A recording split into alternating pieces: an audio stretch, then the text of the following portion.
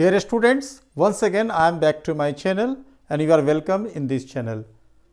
Students, आज मैं आपको बताने जा रहा हूँ कि how to write a good essay. एक अच्छा एसे कैसा होना चाहिए, कैसे लिखें, इसके क्या टिप्स हैं, क्या इसके फॉर्मेट हैं, आज मैं इन्हीं बिंदुओं पर चर्चा करूँगा। Without wasting any time, now I move to the topic essay. सबसे पहले हमें यह जानना होगा कि ये एसे का डिराइवेशन कहाँ से हुआ, इसका ओरिजिन क्या है। आप यहाँ देख सकते हैं कि लैटिन में इसे कहा जाता है एक्सेजियम और फ्रेंच में इसे कहा जाता है एसेज। तो एक्चुअली हुआ क्या कि मिशेल डी मोंटेन एक पहले राइटर थे जिन्होंने सबसे पहले एसे वर्ड को क्वाइन किया था। चूंकि वो इंग्लिश राइटर नहीं थे तो इसीलिए आगे चलकर फ्रांसिस बेकन को फादर ऑफ एसे कहा जाता है, क्योंकि उन्होंने पहली बार इंग्लिश में ऐसे लिखा था।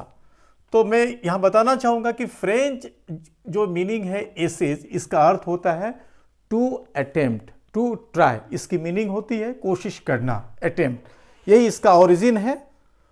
चलिए सबसे पहले हम बात करते हैं इसके कंपोनेंट्स ऑफ एसे पे। तो कंपोनेंट्स ऑफ एसे में सबसे पहले टाइटल दिया जाता है, टाइटल के बाद इंट्रोडक्शन, इंट्रोडक्शन के बाद बॉडी ऑफ द एसे और सबसे लास्ट में होता है कंक्लूजन। तो सबसे पहले हमें क्या करना पड़ता है कि टाइटल को सिलेक्ट करना पड़ता है। टाइटल सिलेक्ट करने के बाद इंट्रोडक्शन, जो इसका परिचय है, टॉपिक से संबंधित जो इंट्रोडक्शन है, जो हेडिंग्स है, जो हेडलाइंस है, हम उसे लिखना पड़ता है। और उसके बाद है बॉडी। तो यह बॉडी का मतलब ये हुआ कि मेन कंटेंट क्या है, मेन पॉइंट्स क्या है और सब पॉइंट्स क्या है। सब पॉइंट्स को हम सपोर्टिंग पॉइंट्स भी कह सकते हैं। और लास्ट में होती है कंक्लूजन। ठीक है, तो इस तरह से ये आपको एसे का कंपोनेंट्स है। मैं एक बात बताना चाहूँगा इससे पहले कि मैं आगे बताऊं कि एसे आखिर कहते किसको हैं। ये भी क्या है, ए पीस ऑफ राइटिंग होता है that has broader size and requires multiple paragraphs to explain the points. ऐसे क्या है, a piece of writing है। ये एक लेखन का पार्ट है that has broader size, जिसका आकार broader होता है, बड़ा होता है, and requires multiple paragraphs। इसमें कई पैराग्राफ्स होते हैं to explain the points। जो भी बिंदु होते हैं, पॉइंट्स होती है, उसे समझाने के लिए मल्टीपल पैराग्राफ्स होते हैं। मैं यहाँ एक बात कहना चाहूँगा, अक्सर क्या होता है कि स्टूडेंट्स कभी कभी कंफ्यूज कर जाते हैं कि पैराग्राफ और जो एसे है उसमें क्या अंतर है। तो बच्चों, मैं इसमें एक अंतर, जो सिग्निफिकेंट डिफरेंस है, बताना चाहूँगा कि a paragraph is also piece of writing. Paragraph भी पीस ऑफ राइटिंग होती है, including a topic sentence followed by at least 2 to 3 sentences that elaborate on that topic। इसका मतलब ये हुआ कि पैराग्राफ जो होता है उसमें कम से कम 2 से 3 सेंटेंसेस होते हैं जो क्या करते हैं, उसके आइडियाज को डेवलप करते हैं। मतलब डेवलप इन डिटेल, एलोबरेट हम करते हैं, विस्तारित करते हैं उस टॉपिक को। जबकि एसेज में क्या होता है कि कई पैराग्राफ होते हैं जो पॉइंट्स को क्या करते हैं, डील करते हैं। ठीक है, चलिए अब चलते हैं इसके स्टेप्स के बारे में। स्टेप्स टू बी फॉलोड, कौन कौन से स्टेप्स हमें उठाने चाहिए जब हम एक अच्छा एसे लिखने जा रहे हैं। सबसे पहला पॉइंट है सिलेक्टिंग द टॉपिक। सबसे पहले हम टॉपिक सिलेक्ट करते हैं। उसके बाद है कंस्ट्रक्टिंग इन आउटलाइन। आउटलाइन एक ढांचा होता है, जैसे किसी बॉडी का ढांचा होता है उस तरह से क्या होता है, ये आउटलाइन होती है। मतलब एक रफ वर्क होता है पहले, ठीक है, और रफ वर्क पर ही हम क्या करते हैं, हम फाइनल टच देते हैं। तो ये कंस्ट्रक्टिंग इन आउटलाइन, एक आउटलाइन होता है ऐसे का।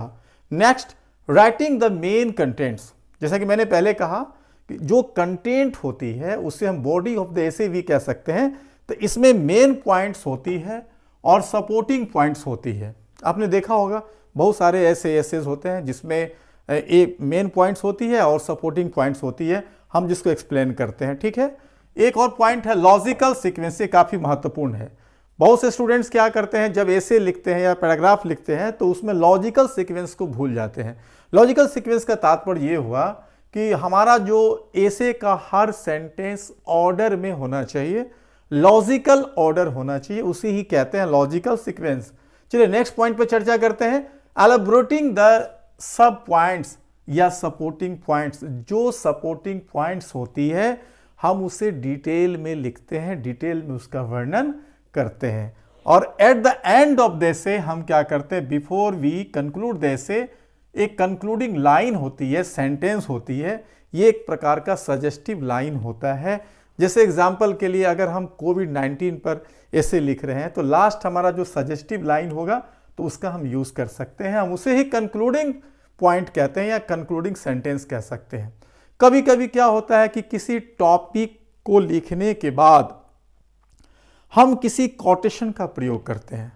जैसे अगर हमें ऐसे लिखना है एजुकेशन पे, तो एजुकेशन में सिलेक्ट टॉपिक मतलब सिलेक्टिंग द टॉपिक, अगर टॉपिक एजुकेशन है तो उसके बाद मान लेते हैं स्वामी विवेकानंद का एक कोटेशन है एजुकेशन के बारे में, वो लिख सकते हैं।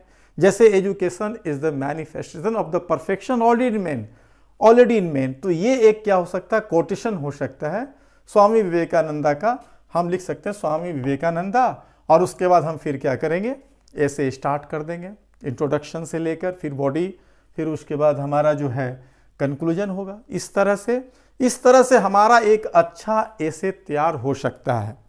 अब लास्ट में हम बात करते हैं कि आखिर ऐसे किससे संबंधित होती है, किस पर हम ऐसे लिखें, कौन सा टॉपिक होना चाहिए। तो यहां देख सकते हैं आपके डिफरेंट टाइप्स ऑफ टॉपिक हो सकते हैं। Essays may be on social topic है, करंट टॉपिक है, नेशनल टॉपिक है, हिस्टोरिकल इवेंट्स है, इंटरनेशनल अफेयर्स पर है, फेमस और रिनाउंड पर्सनालिटीज पे है, स्पोर्ट्स पे है, प्रोवर्बियल रिलेटेड जो टॉपिक्स है वो हो सकते हैं, अदर्स हो सकते हैं। अब सोशल टॉपिक्स जैसे दहेज प्रथा है, डोरी कस्टम, एक सोशल टॉपिक का एग्जाम्पल हो सकता है।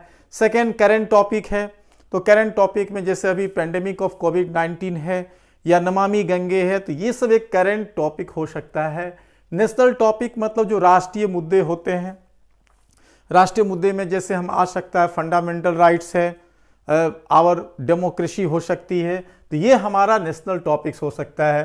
हिस्टोरिकल इवेंट्स में जैसे अगस्त क्रांति है या नॉन कॉपरेशन मूवमेंट है या खिलाफत मूवमेंट है, तो या सिपोई म्यूटिनी है, तो ये सब हमारा क्या हो सकता है, हिस्टोरिकल इवेंट्स हो सकता है। चलिए उसके बाद है इंटरनेशनल अफेयर्स, अंतर्राष्ट्रीय जो मामले होते हैं तो उस पर भी वो भी टॉपिक हो सकता है। जैसे एग्जाम्पल के लिए अभी रिसेंटली क्या हुआ कि ऑक्यूपेशन हुआ अफगानिस्तान पे, तालिबान जो उग्रवादी समूह है, जो गुट है, अब वहाँ उसका शासन है, तो इस पर भी हम लिख सकते हैं। ये हमारा इंटरनेशनल एक क्या है, टॉपिक बन सकता है। उसके बाद है फेमस और रिनाउंड पर्सनालिटीज। कभी कभी हम बहुत बड़े ग्रेट पर्सन पर लिख सकते हैं। जो फेमस पर्सनालिटीज हैं लाइक स्वामी विवेकानंदा, महर्षि अरविंदो, महात्मा गांधी, जवाहरलाल नेहरू, जगदीश चंद्र बोस, तो ये सब जो हो सकते हैं, ये सब फेमस या रिनाउंड पर्सनालिटीज हो सकते हैं। या जो हमारे फ्रीडम फाइटर्स हैं वो भी एक टॉपिक हो सकता है। अब उसके बाद है स्पोर्ट्स, गेम्स एंड स्पोर्ट्स में जैसे क्रिकेट हो गई, हॉकी हो गई, जो भी खेल में आप रुचि रखते हैं, कौन सा खेल क्या होता है, जैसे इंडियन क्रिकेट टीम है या इंडियन हॉकी टीम है, इस तरह जैसे ओलंपिक गेम्स हैं, एशियन गेम्स हैं, इस तरह से कॉमनवेल्थ गेम्स है, हम इसे भी टॉपिक बना सकते हैं स्पोर्ट्स से संबंधित। उसके बाद है प्रोवर्बियल रिलेटेड टॉपिक्स। आपने देखा होगा बहुत सारे ऐसे टॉपिक होते हैं जो प्रोवर्ब के रूप में होते हैं।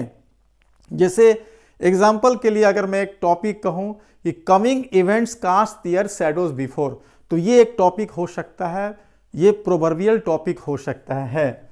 और लास्ट में अदर्स, अन्य भी जनरल टॉपिक हो सकते हैं। जैसे आप मोरल से संबंधित हो सकती है, जैसे मान लीजिए हम ये लिख सकते हैं जैसे मैन इज मोर्टल, तो एक हमारा मोरल टॉपिक हो सकता है। इसके अलावा बहुत सारे ऐसे फैक्चुअल टॉपिक हो सकते हैं जिस पर हम ऐसे लिख सकते हैं। तो बच्चों लास्ट में हम यही कहना चाहेंगे कि अगर आप किसी भी कंपटीशन के एग्जामिनी हैं या बीएसईबी के स्टूडेंट हैं या सीबीएसई के स्टूडेंट्स हैं या आप एक अच्छे लर्नर हैं, आप अच्छा ऐसे लिखना चाहते हैं, तो निश्चित रूप से जितने भी सारे पॉइंट्स अभी मैंने डील किए हैं, तो निश्चित रूप से आप इस पर कमांड कर सकते हैं और एक अच्छा आप ऐसे राइटर हो सकते हैं। तो डियर फ्रेंड्स, आज के लिए इतना ही। लेकिन मैं एक बात कहना चाहूँगा अंत में कि अगर आपको ये वीडियो अच्छा लगे तो लाइक करें, और अगर आप चैनल में नए हैं तो सब्सक्राइब करें। Thank you.